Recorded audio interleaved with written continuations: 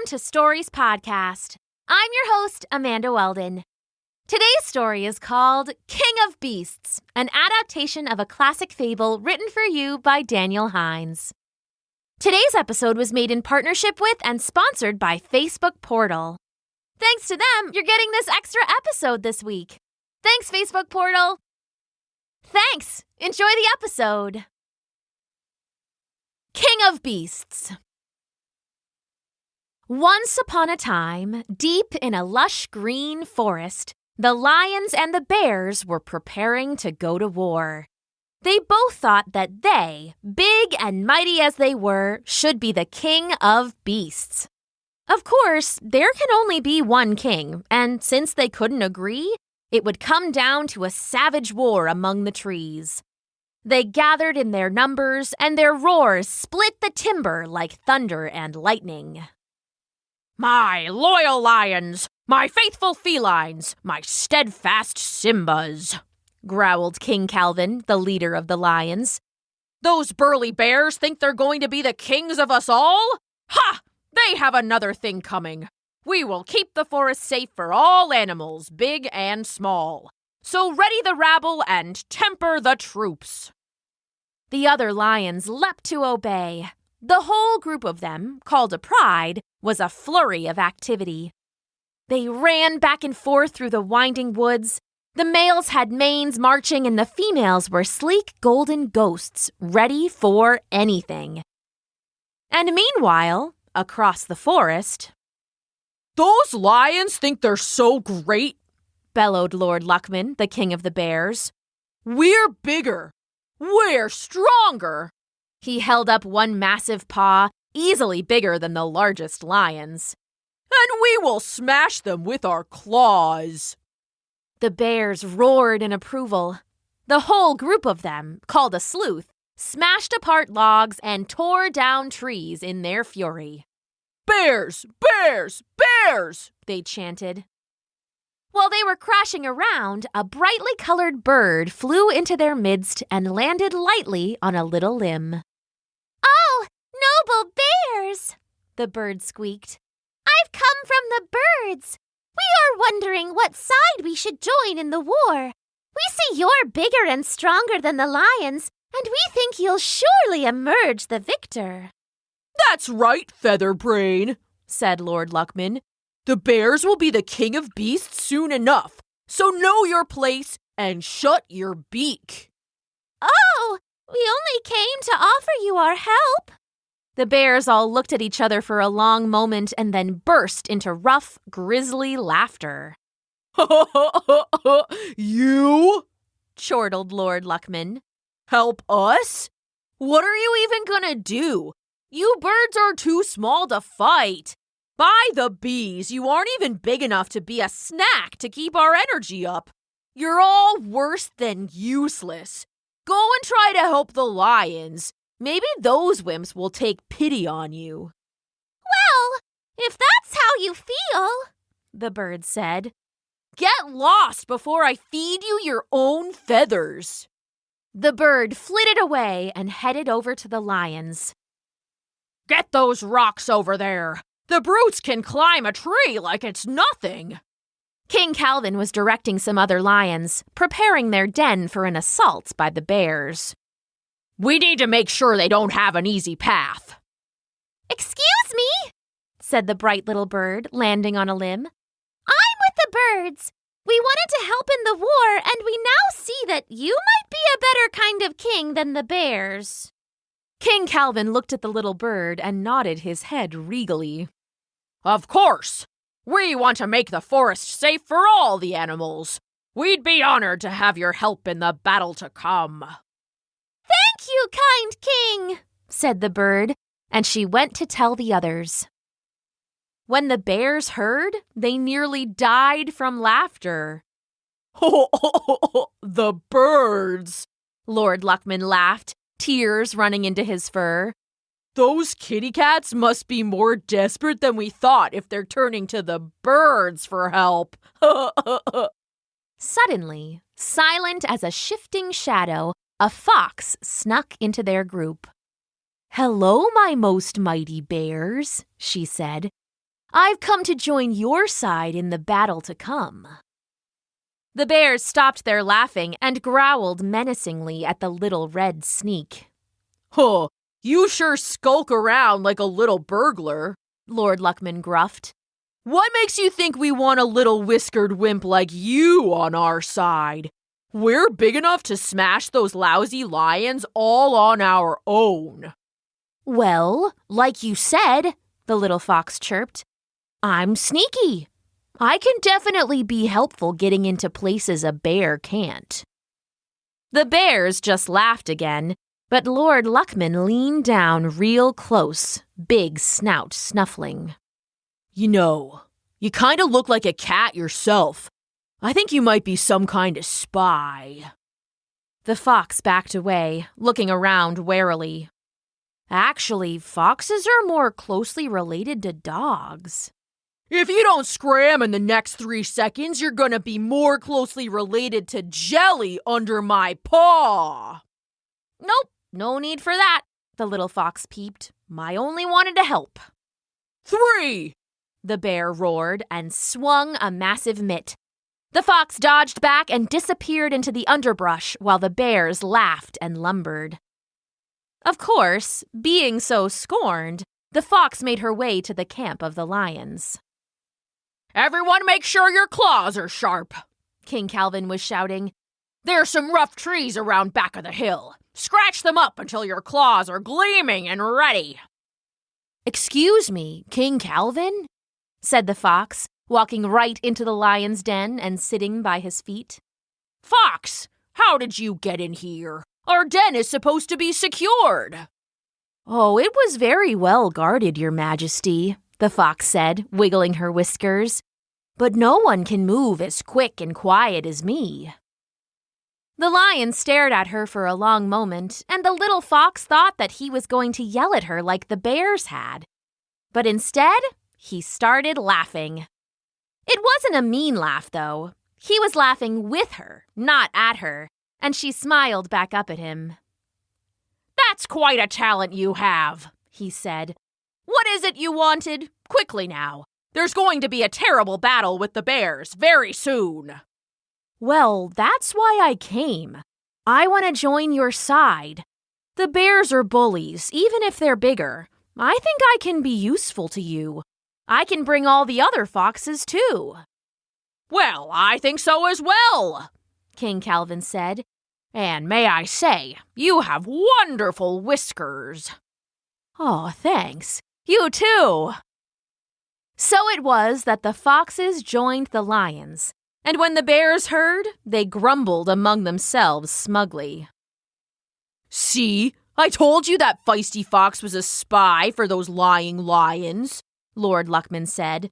"We did the right thing sending her away." The other bears agreed, flexing their craggy claws just thinking about the little thief trying to trick them. "When we beat these kitty cats, I'm gonna make myself a watch from their whiskers. I'll be like, 'What time is it? Time to smash some cats!'" The bears all laughed, and from above, a chittering voice laughed along with them. "Hey," called Lord Luckman, "who's that up there? Show yourself." "No problem, Barrio." From high in the branches, a monkey flipped end over end and landed on a tree.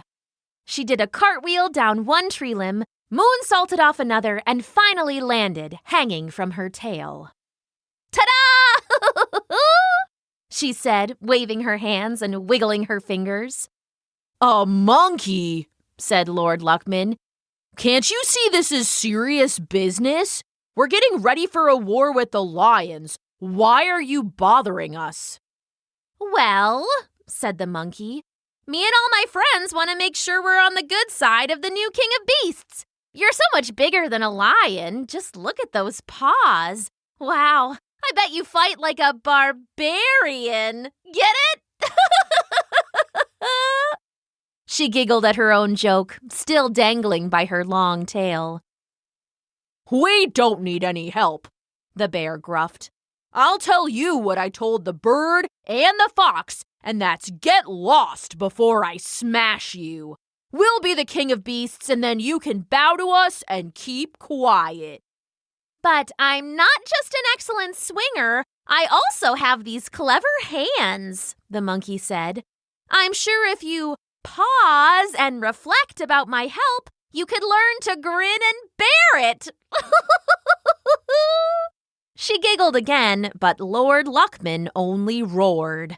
Other bears slammed into the tree that she was hanging from and nearly sent her tumbling. Get down here and we'll show you our grins up close, the Lord said, exposing his heavy rows of gleaming teeth. Whoa, would you look at the time?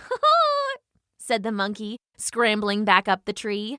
Sorry, I gotta go. No more time to hang around. The monkey scampered away and headed straight for the lions. The big cats were on high alert, expecting the bears to attack any time now, so the monkey was stopped at the entrance to the den. When she explained that she came as an ambassador from all the monkeys, they let her through to talk to King Kalvin. Welcome, little monkey, he said. I take it the bears turned you away?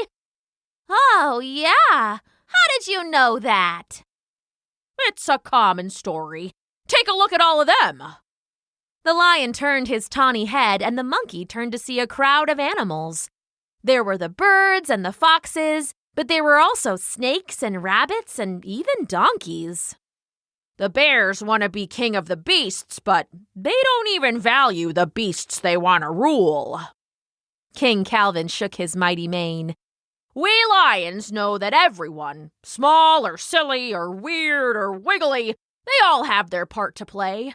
Everyone has a strength that can help, including you monkeys. So before you even ask, let me instead invite you to join our army. Wow, that's cool, said the monkey. But she wasn't quite convinced. She had one more little test. Say, does anyone ever call you the main man? King Kalvin looked at her for a long moment and then threw back his head and laughed. Well, they haven't yet, but please, call me that any time you'd like. The monkey smiled up at him. A king with a sense of humor! Consider the monkeys on your side. The king nodded, and then the lions and their troops prepared for war. That evening, the bears launched their assault. When they made their move, a bright little bird landed next to King Kalvin. Your Highness, he said, we've been out scouting like you asked. We saw the bears leave their den and head into the forest.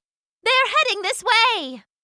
Thank you, the king said. That's excellent work.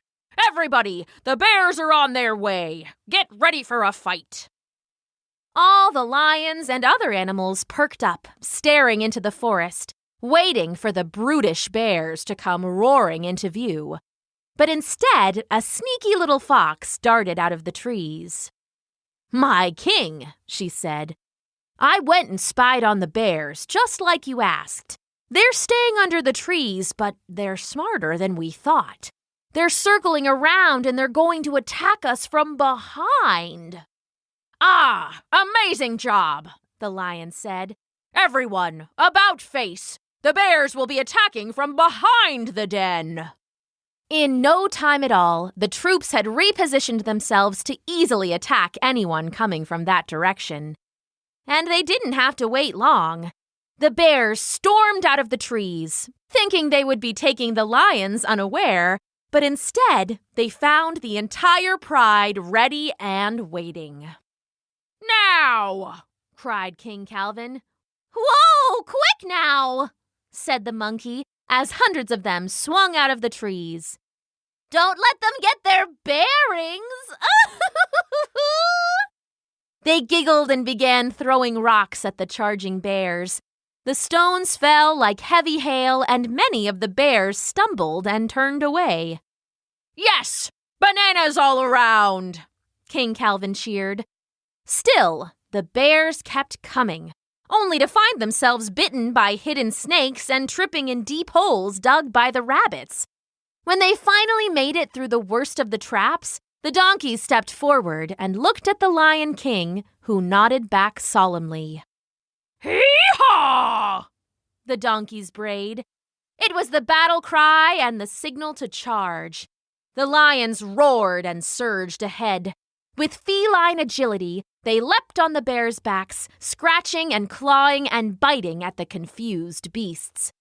The bears, stunned by stones and sluggish from snakes and hurting from holes, quickly broke under the attack.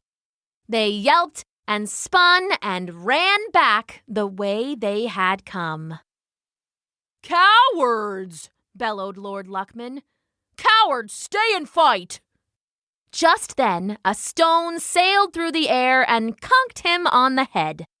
He staggered back just as a cloud of birds swarmed him, blinding him enough that he tripped in a hole and sprawled out onto his back.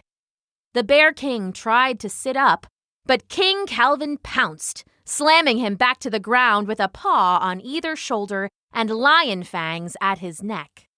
Surrender! Growled Kalvin.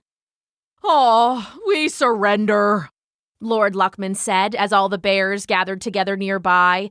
We surrender! King Kalvin stepped back and then offered Lord Luckman a paw, helping him back to his feet. What? What's this? We won because we value all the animals, no matter how small or silly or weird or wiggly. He stopped and smiled. And no matter how strong and stubborn. What do you mean? The Bear King asked. No one can question your bravery. We'd be honored if you'd join us. The bears all looked at each other, and then, led by Lord Luckman, they kneeled before the lions. Our kings, they said. The other animals all cheered, and there was a wild celebration all through the night. And from that day on, the lion has been the king of beasts, all the beasts, no matter what they look like. The end.